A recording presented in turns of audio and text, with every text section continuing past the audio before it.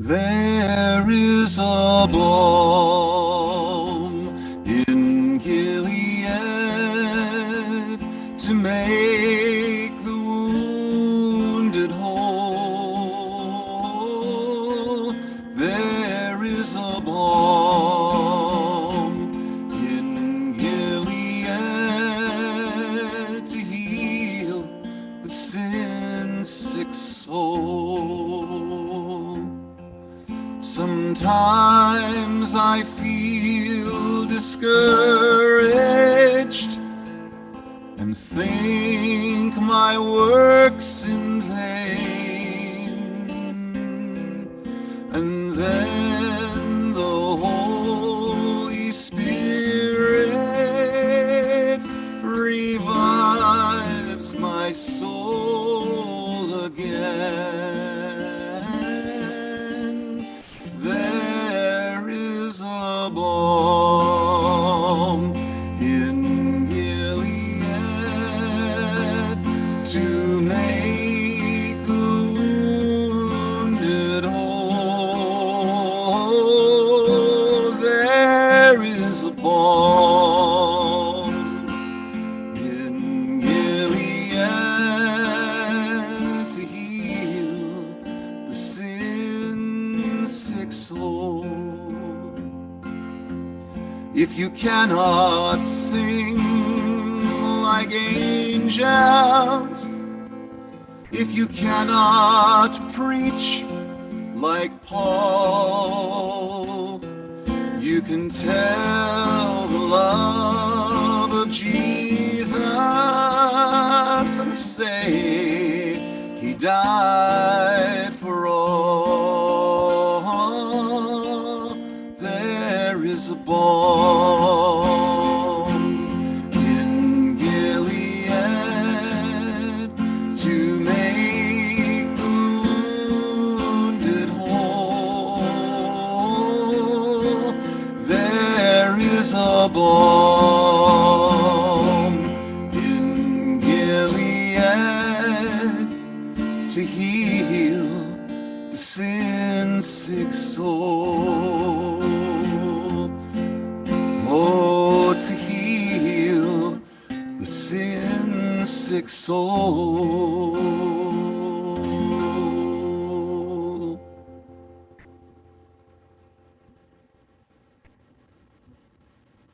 This is a new day. This is a new day full of sound and light and expectation. This day has been waiting for you. This day has been waiting especially for you, to embrace you, to guide you. This day has been waiting with open arms just for you. This is the day we have been given. Let's not waste it.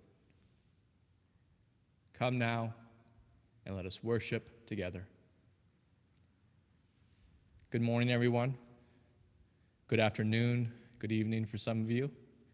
My name is Reverend Joseph Boyd. It is my great pleasure to welcome you live here streaming due to our wonderful tech support here at 1105 Elm Street in one of the best cities in the world, Youngstown, Ohio. I welcome all our members and friends who are with us here locally on this beautiful Ohio day, nice and mild and sunny. Welcome all of you on the north side, south side, west side, east side of Youngstown, all of you in Mahoning and Trumbull counties. And we welcome our friends and members out in the farm country of Columbiana County. All our friends, all our members out in Pennsylvania, in Hermitage, in Meadville, and all our members and friends across this great country, from Seattle, Washington, Portland, Oregon, Los Angeles, California, all the way to New York City, all our southern friends down in South Carolina, and all of you who tune in regularly and offer us your presence, your heart, your minds, and your willingness to be of benefit to each other during this time. I welcome all of you who are viewing us live right now via Facebook, and all of you who are going to view us later on YouTube, some of you who maybe we won't meet or know that you're watching. But we are so glad that you are with us throughout time and space, today or tomorrow. We are connected to you. And it is such a blessing to be with you all this morning. As some of you know, we are going to reopen, following not just the CDC guidelines, but our own discernment about what is safe for our community. And we've decided we're going to continue with our virtual ministry, and we're going to reopen our outdoor patio beginning August 29th, so in 1 week from now. To those who live in the Youngstown area and want to join us live, we have plenty of outdoor patio space, and we welcome all of you in the area to join us live. Masks will be required, and it is completely outdoors. And for those who are viewing us from across the country and across the world, and for those who are local but prefer to view us virtually, we will continue with that option. So you will join us this way or live beginning August 29th. And for those who would like to be part of a phone tree, you're welcome to put your phone down in the chat box. This is for those who don't really have access to regular email, but would like to be notified in case there is inclement weather and we need to just do something completely virtual. So if you're one of those people who doesn't check your email that often and you want to be given a phone call an hour till to let you know whether we're going to be live or not, please put your phone number in the chat box, or if you're more comfortable, you can email it to office@UUYO.org, and we will definitely give you a call if we need to, if there is inclement weather. But I'm hoping that it'll be beautiful next Sunday. I look forward to seeing you live on our outdoor patio, and I look forward to continuing the relationship with all of you who are joining us virtually. Also, I welcome you to join us for a virtual conversation this coming Wednesday, 7 p.m. Eastern, where we're going to discuss ahimsa. Ahimsa is a very important term in Hinduism, Buddhism, and Jainism. Ahimsa is a term that means a respect for all living creatures and a commitment to do no harm to them. So what does ahimsa in practice, in living, mean for us now? Please join me for our conversation. I would love to hear your thoughts this coming Wednesday, 7 p.m. Eastern Time, on our Zoom channel, the same Zoom channel you are watching us for worship. Please join us for that. And you'll see a question down in the chat box that I welcome you to ponder during this service. What does positive transformation mean to you? We're going to talk about ways that we can transform fear into something positive, into something energetic, into something that can motivate us and inspire us. And I would like to get your thoughts on what does positive transformation mean to you? And now I'd like to go to Kathleen Hogue, our Director of Religious Education, for an announcement for next Sunday. Hi. So as Unitarian Universalists, we believe in the inherent worth and dignity of all beings, and we believe each of us is responsible and capable to help change the world for the better. Through continually learning and growing together, we encourage and support one another and our children to know and to express our moral agency, from anti-racism and environmental justice to personal growth. We help one another find grounding and connection with ethics, faith, spirit, and UU identity. We feed the faith development of everyone involved. Teachers are learners, and learners are teachers. Our program for children and youth is called Yogart. Join us for yoga and art stories and more as we explore our UU principles. The program begins in September, on September the 5th, and next Sunday, August 29th, we'll have an orientation. Please join us for that orientation and find out how you can help raise lifelong UUs and play a role in helping them make connections, make a difference in our world, and to choose their own path. You may want to teach or mentor or join our RE committee to help choose curriculum and organize our UU church year. Then on September the 5th, join me for the worship service and learn why I love religious education. And now for our story.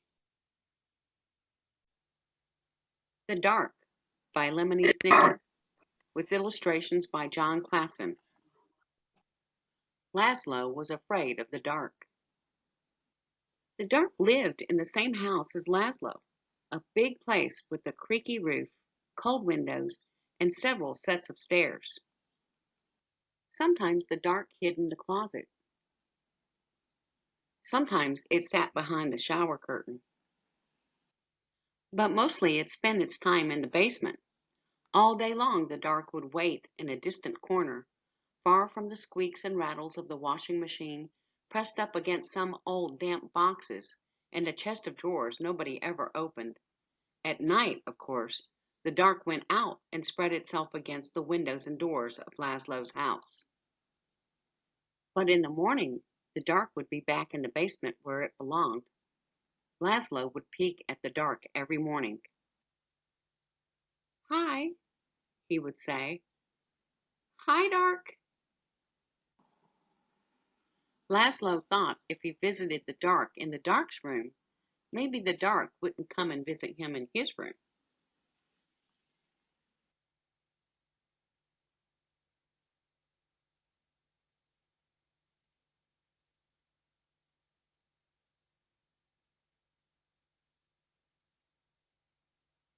But one night, it did.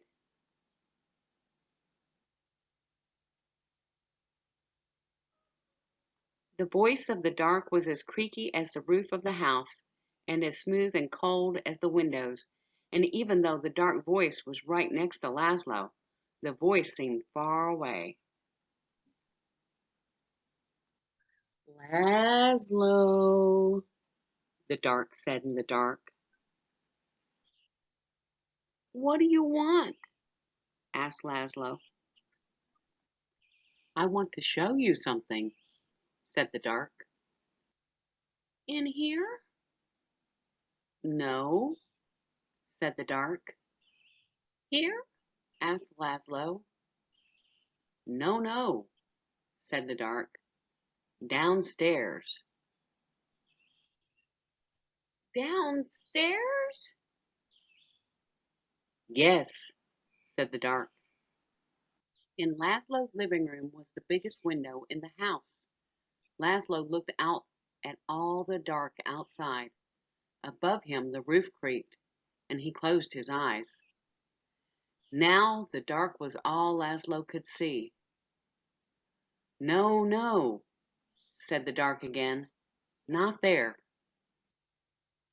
Down here." "In the basement?" asked Laszlo. "Yes," said the dark. Laszlo had never dared to come to the dark's room at night. "Come closer," said the dark.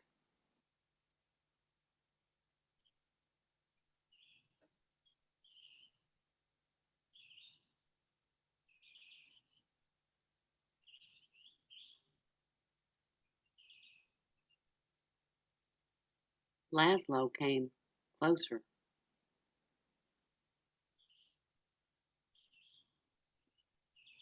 "Even closer," said the dark. "Bottom drawer." "What?" "Bottom drawer," said the dark.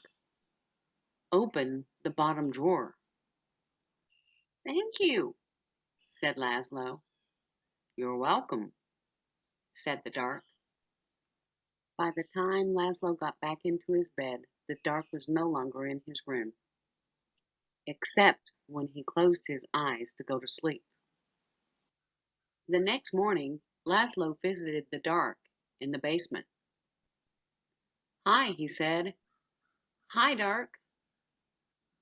The dark didn't answer, but the bottom drawer was still open, so it looked like something in the corner was smiling. The dark kept on living with Laszlo, but it never bothered him again.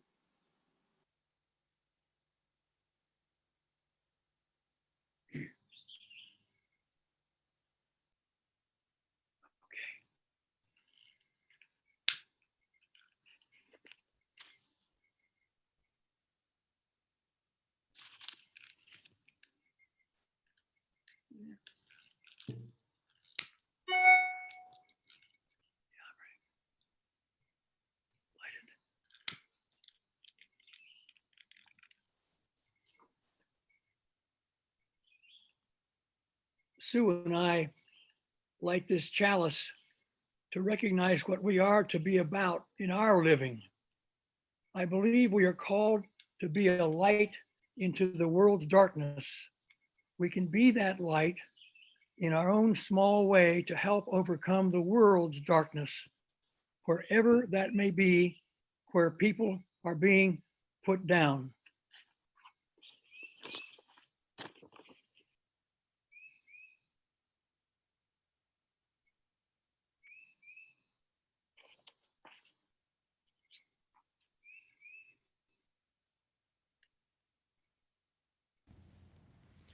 Please join me in reading or reciting our covenant.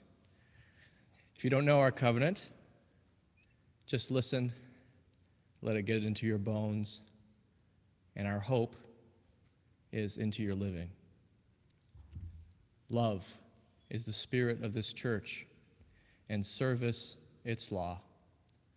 This is our great covenant, to dwell together in peace, to seek the truth in love, and to help one another.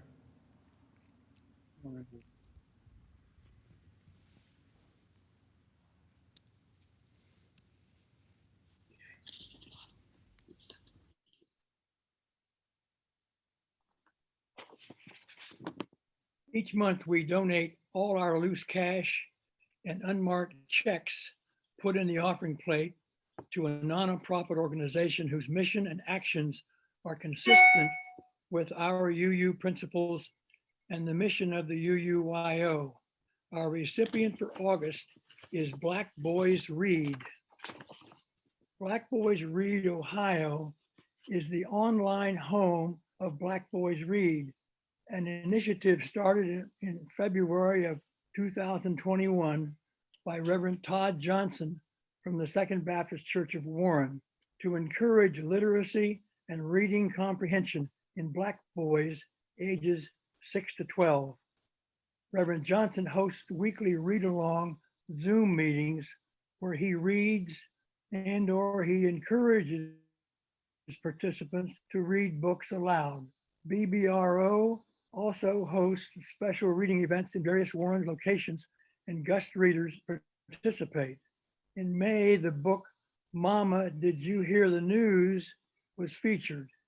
It is a powerful and timely book about a young Black boy's view of law enforcement, and Warren City Police Captain Jeff Cole was the special guest. In June, the featured book was The Buffalo Soldiers and the American West, and the guest reader was retired Army Major Tim Ramey. This event was held at the Trumbull County Veterans Memorial in downtown Warren. Every eligible participant for Black Boys Read Ohio receives a shirt, though they must attend 3 sessions, and a book for monthly read-alongs. We will now receive the offering that supports the life of Youngstown, the Mahoning Valley, and our wider world.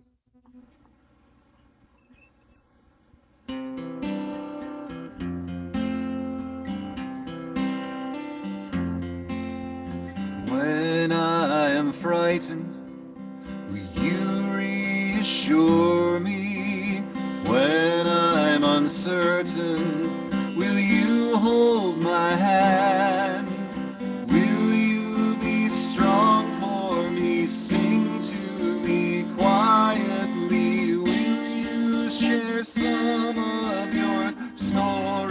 problems with me. If you will show me compassion, then I will learn to care as you do. Then I will learn to care. When I'm angry, will you still embrace me? When I am thoughtless, will you understand? Will you believe in me, stand by me willingly? Will you share some of your questions with me? If you will show me compassion, then I may learn to give as you do. Then I may learn to give.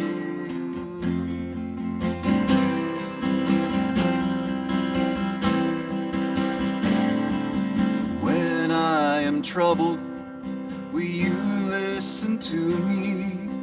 When I am lonely, will you be my friend? Will you be there for me, comfort me tenderly? Will you share some of your feelings with me? If you will show me compassion, then I may learn to love as you do. Then I may learn to love.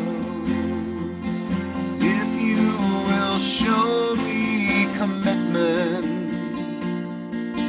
then I may learn to love as you do. Then I may learn to love.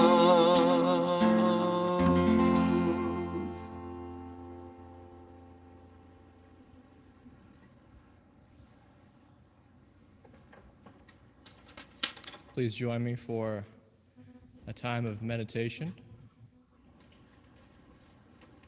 You can be in whatever posture you happen to be in. So if you're sitting in a chair, I invite you just to lift your spine a little bit, just to subtly open your chest and your heart.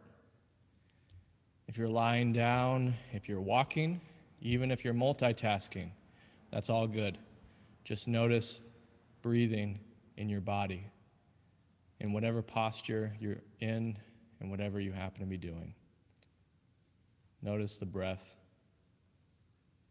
one breath for all of us.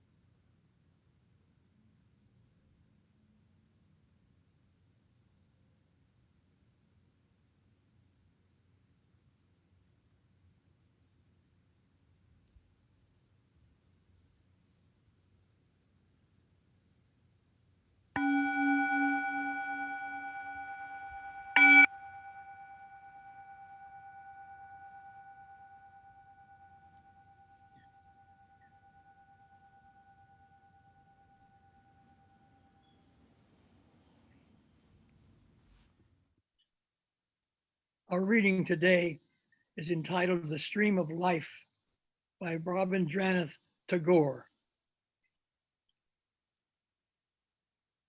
The same stream of life that runs through my veins night and day runs through the world and dances in rhythmic measures. It is the same life that shoots in joy through the dust of the earth in numberless blades of grass and breaks into tumultuous waves of leaves and flowers. It is the same life that is rocked in the ocean cradle of birth and death, in ebb and in flow. I feel my limbs are made glorious by the touch of this world of life, and my pride is from the life throb of ages dancing in my blood this moment.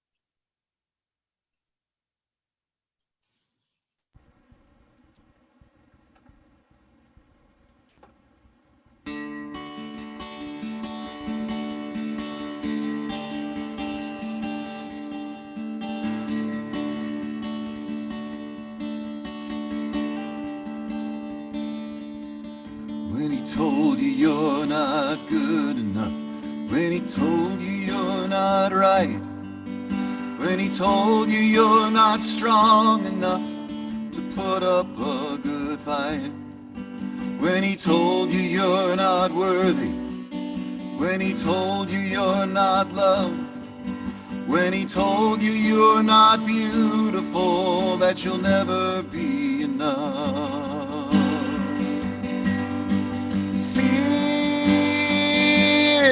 Is a liar.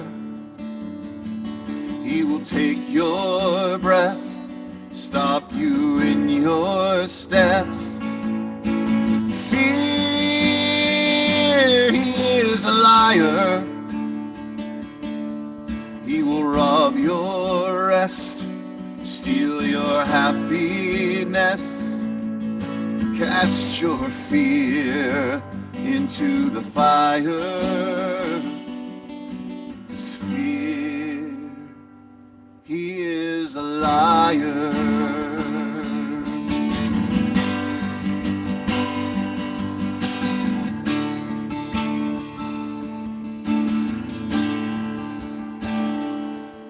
When he told you you were troubled, you'll forever be alone. When he told you you should run away, you'll never find a home. When he told you you were dirty, you should be ashamed. When he told you you could be the one that grace could never change. Fear, fear is a liar. He will take your breath, stop you in your steps. Fear, fear is a liar. He will rob your rest, steal your happiness. So cast your fear into the fire. 'Cause fear, he is a liar.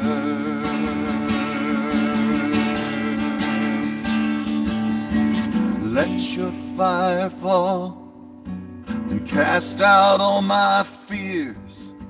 Let your fire fall. Your love is all I feel.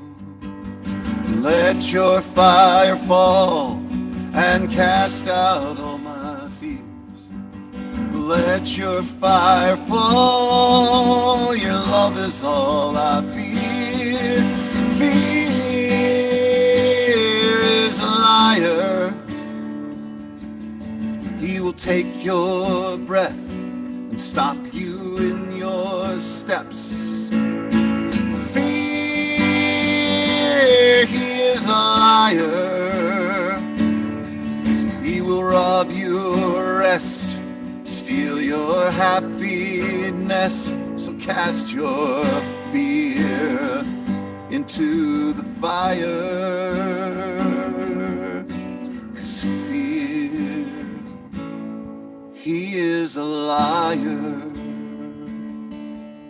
Yes, fear. He is a liar.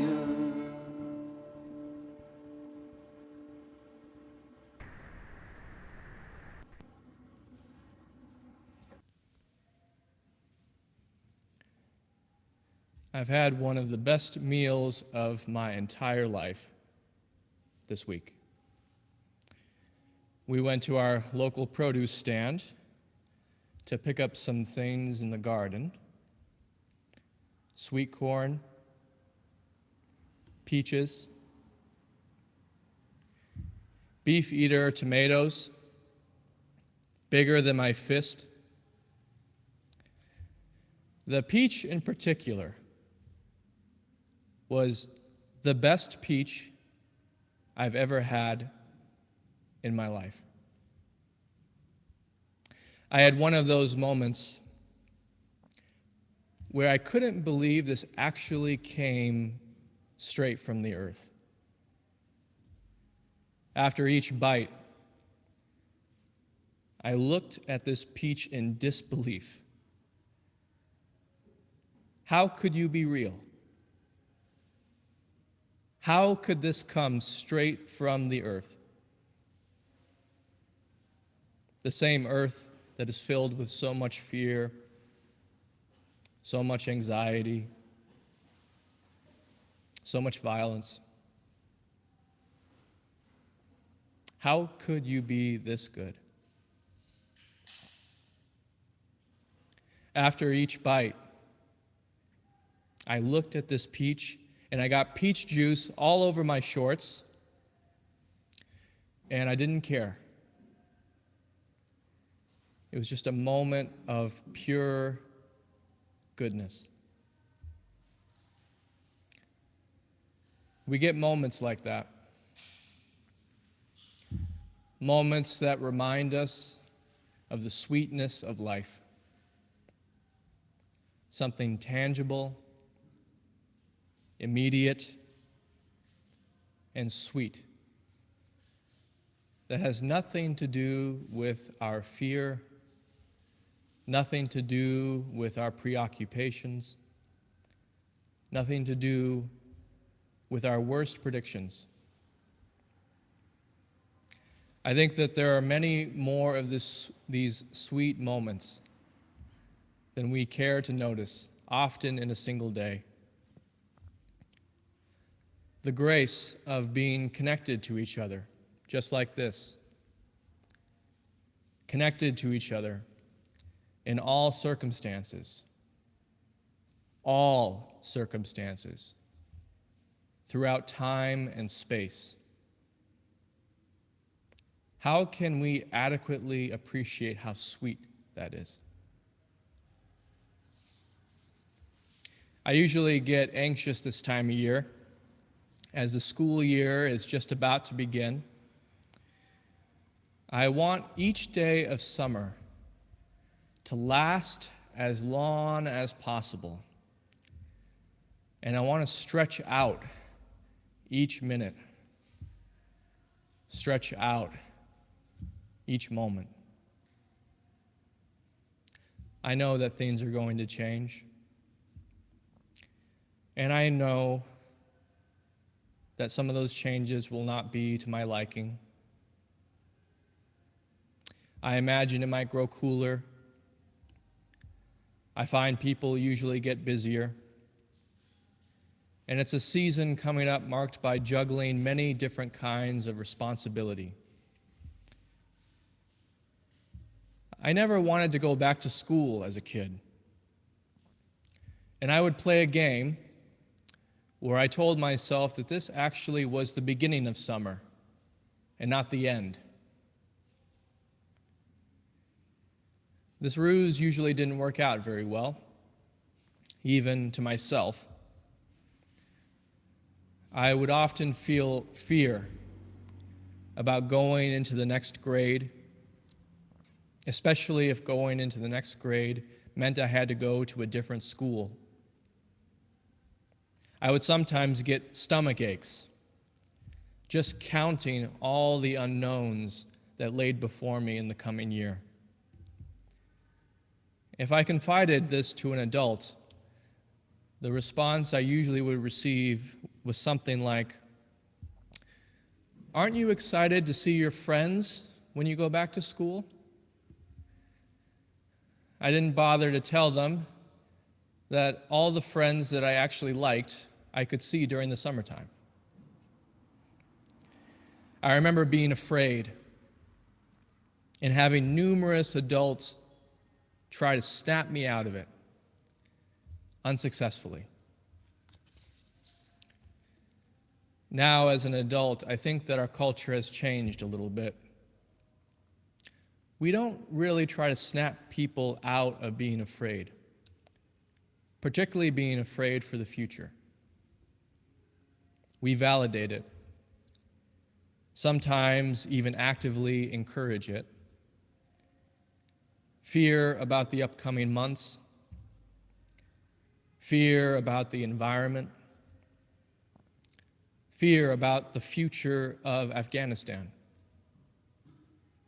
fear for our own health and well-being, and the health and well-being of those that we love. We seem to have two main cultural responses to what is ahead of us: fear and denial. Fear that we don't know what is ahead of us, but it's likely not to be good. Anxiety about all the bad stuff we imagine might happen. Or, on one end, denial that there is anything wrong in the first place. I eventually learned how to live with my anxiety and fear about school. I didn't get over it by going to therapy, reading a self-help book, or even through a spiritual practice. In fact, I didn't realize I had learned to live with the fear of these transitions until I looked back and I saw all the transitions I had taken, often, sometimes without really noticing it. It was just experience.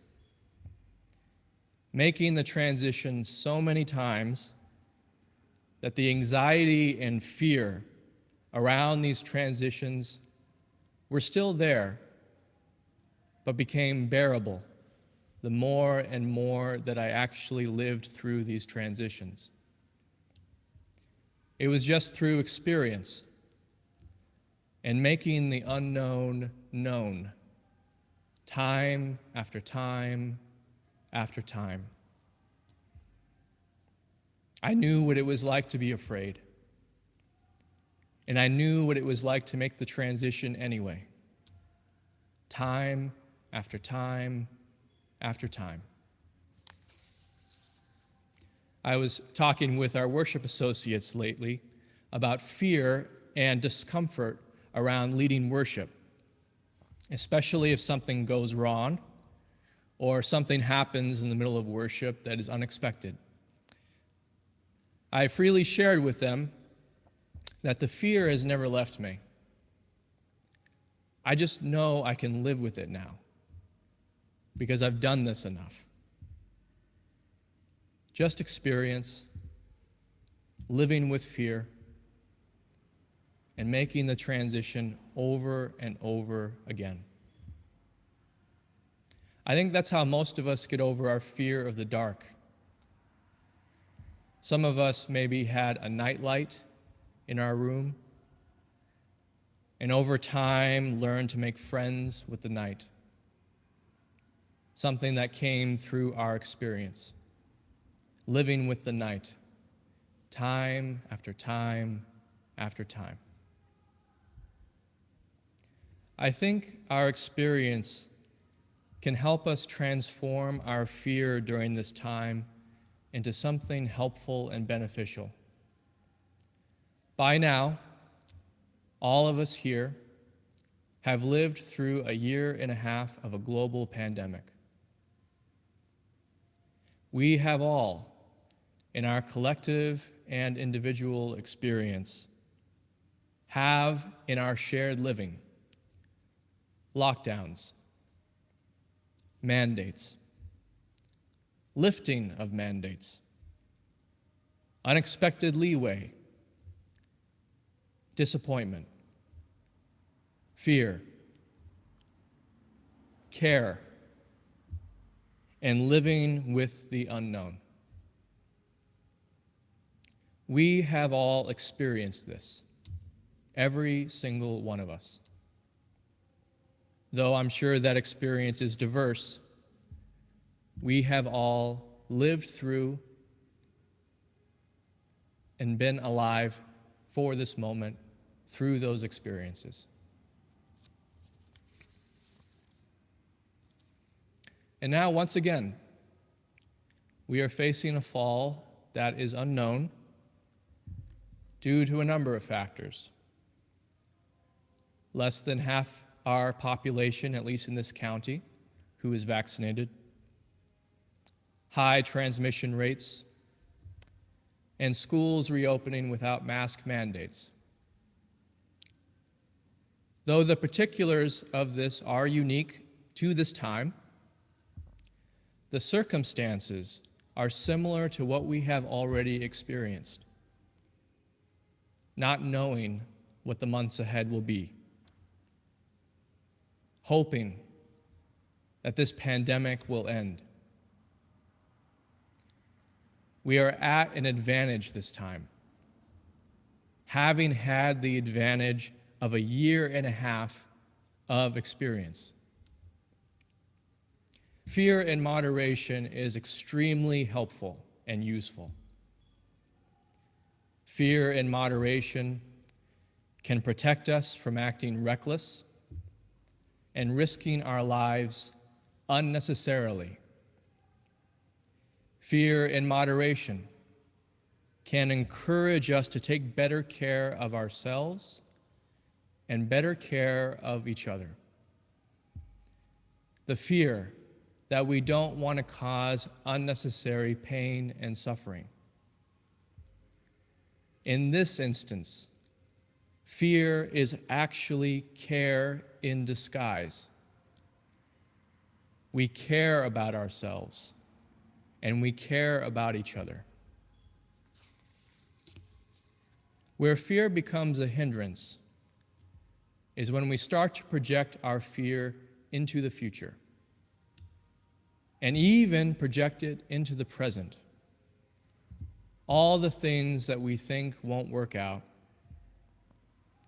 It is true. Things may not work out the way we hope. But we just don't know. We are left with the unknown.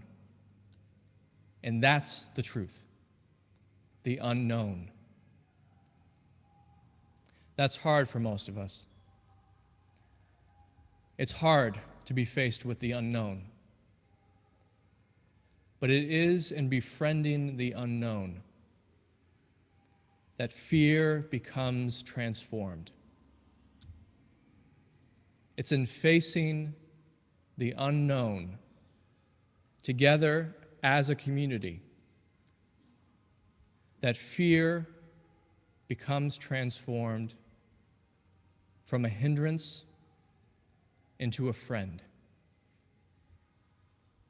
Fear can be transformed into care and compassion as long as we stay in the unknown.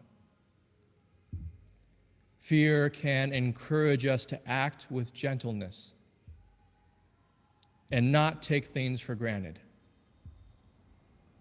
Fear can heighten our sensitivity enough that we actually become better stewards of the earth and better kin to each other.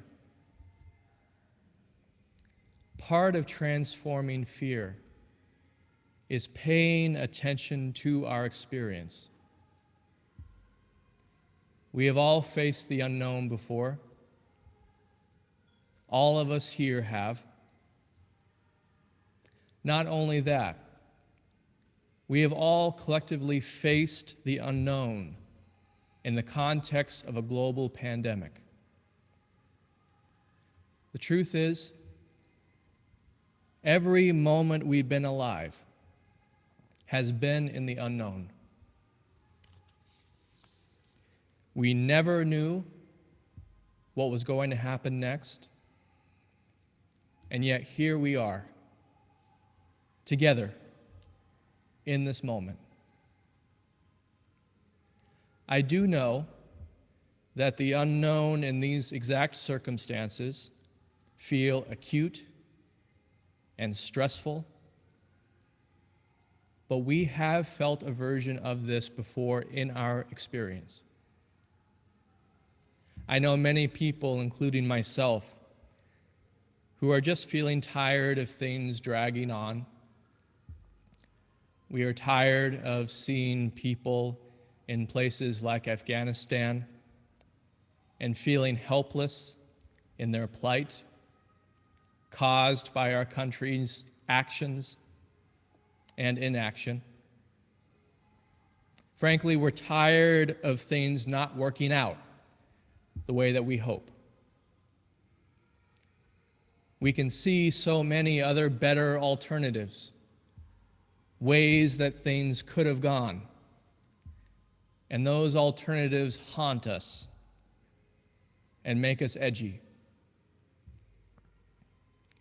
Fear is related to the imagination, and so is hope. They have that in common. When our fear grows, the more we imagine things we don't want to have happen. And hope grows when we allow ourselves to be where we actually are, which is the unknown. Hope grows through our imagination, imagining benefit toward each other, imagining sweetness, imagining goodness. Hope is a seed that needs us as its gardeners. If we cultivate strife and division, if we cultivate fear, we will sow strife and division. We will sow fear. If we cultivate unity and forgiveness, we will sow unity and forgiveness. We're often not aware of what we're planting until it is overgrown and threatens to crowd us. When we see fear for what it is, a sign that we care for our well-being and the well-being of each other, we can use that fear rather than have fear use us. We don't know where we're going on this journey, but it doesn't matter as much what our destination is as where we find ourselves in this moment.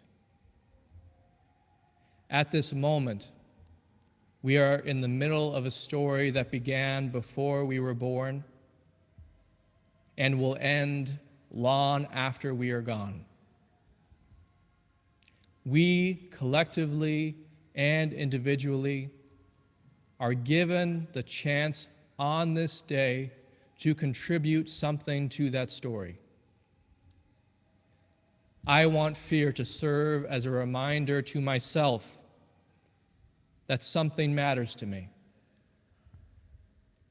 I want fear to remind me that I'm always swimming in the unknown. I've been in the unknown my entire life, and being in the unknown has led me to this moment with all of you, and that is a blessing. I would like to transform fear into generosity, the willingness to share whatever I can to benefit you. I would like fear to open me up to receive the blessings and the sweetness of this day, including the blessings from all of you.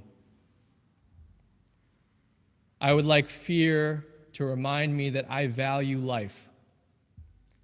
I value human life, as maddening as we are. I value the gift of breathing.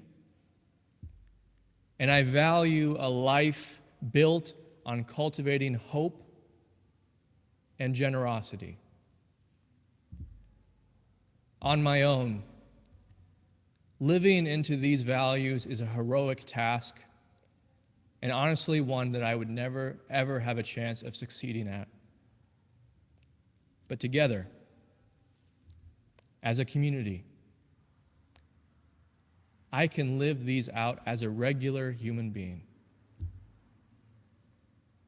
We do get a choice of how we intend to live our lives. We don't often choose what happens to us, but we do get some choice to how we might respond with the love and encouragement of a community like this. It is a powerful thing, having that choice. The way we embody our choice will be unique to each of us. But I want to tell you this morning that you do get a choice. And that power of choice becomes clearer and more palpable when you stick around with a community like this. You are not at the complete mercy of your circumstances. You're not at the complete mercy of geopolitical events. You are most definitely impacted. We all are. We feel it. We are awed and disturbed by it. We are afraid of it. But we don't need to end there. We can use all of our experience, maybe even especially the experiences that trouble us, to dig our intention deeper into ourselves and deeper into our living. Fearlessness is not merely the absence of fear. Fearlessness is knowing through experience that fear cannot hinder what is good and worthwhile in us. It is knowing through experience that we can go on, even when we think we can't. Fear is a liar when it seeks to trap us into narrow visions of tomorrow. Fear is a friend when it reminds us to care for our life and care for the life of each other. We can all do that, each and every single one of us. When we are upset about what is happening in the world, in our country, and beyond, it shows us the depth of our care and concern. And as a community, we can find ways to respond from that place of care and concern rather than fear and helplessness. Fear, in the short term, is a gift. It is a gift, reminding us what really matters to us. Fear is not a great long-term plan, but fear is the seed that can bloom into generosity and hope if we know how to tend to it as a gardener. If we tend to it over time with experience. Serving with grace includes working with the energy of fear.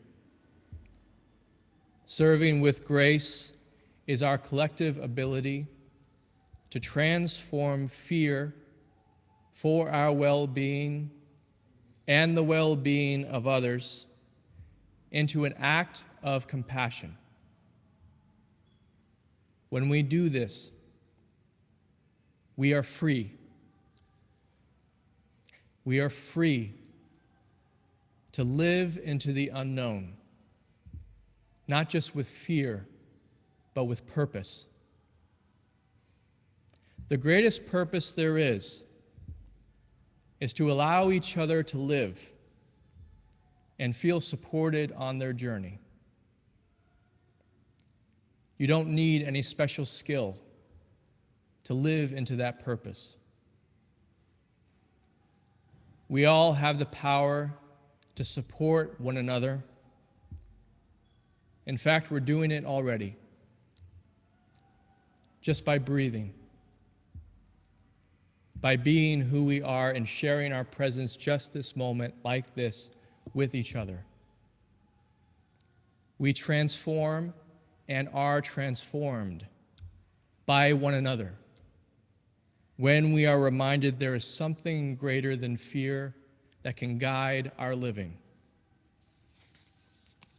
We can live with the purpose of caring for one another. We can have the intention to be with those who are afraid. We can be kind to ourselves. Instead of fear closing us off from life, closing us off from what's around the corner, we can allow fear to open us up. Open us up to our vulnerability. Open us up to our care. And open us up to our humanity. Please pray with me. Spirit of love, grateful to be alive on this day. Grateful for all creatures, great and small, that support our life on this day. Thank you for this community that supports us in our living. Thank you for the gift of friendship and for the reminder that there is a greater intention for us. All this we pray. Amen.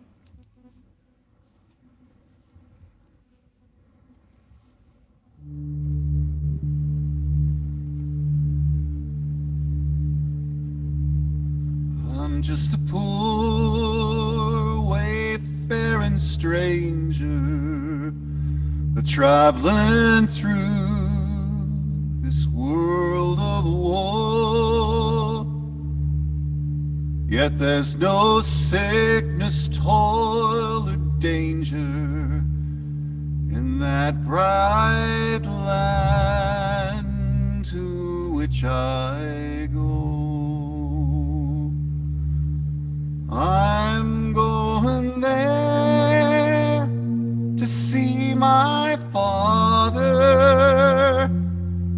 I'm going there no more to roam. I'm only going over Jordan. Only going over home.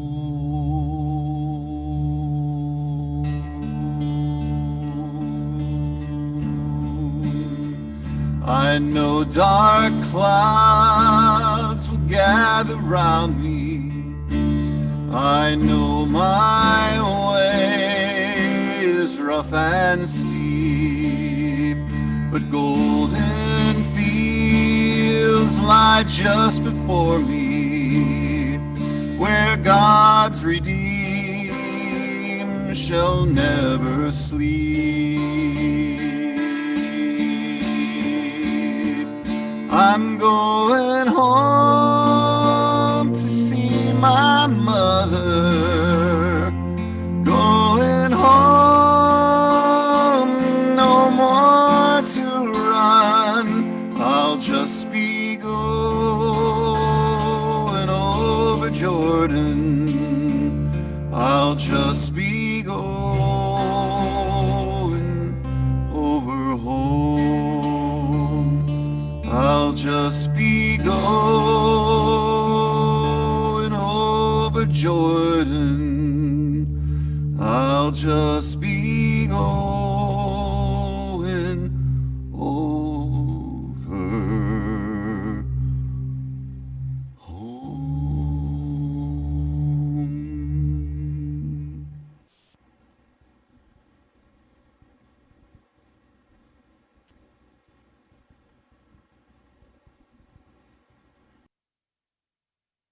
As we extinguish this flame, keep in mind these key words. We extinguish the flame, but not the light of truth, the warmth of our community, or the fire of commitment. These we keep in our hearts until we meet again. So please remember,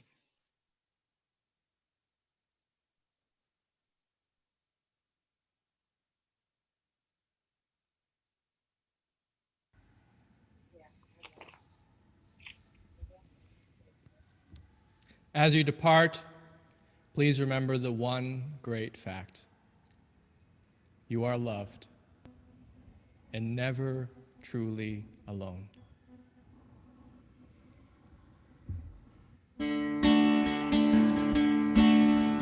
Inch by inch, row by row, gonna make this garden grow. All it takes is a rake and a hoe and a piece of fertile ground.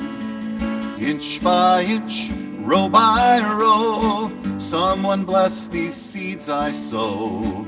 Someone warm them from below till the rain comes a-tumbling down.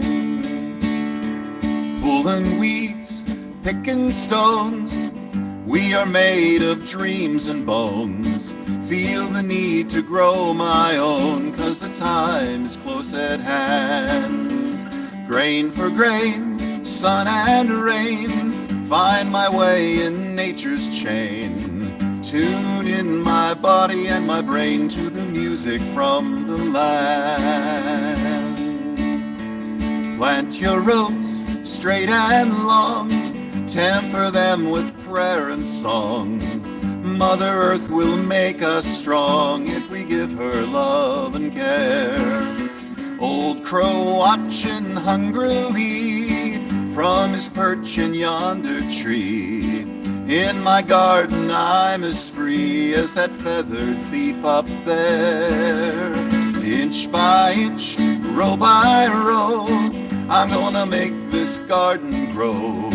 All it takes is a rake and a hoe and a piece of fertile ground. Inch by inch, row by row, someone bless these seeds I sow. Someone warm them from below till the rain comes a-tumbling down. Some them warm them from below till the rain comes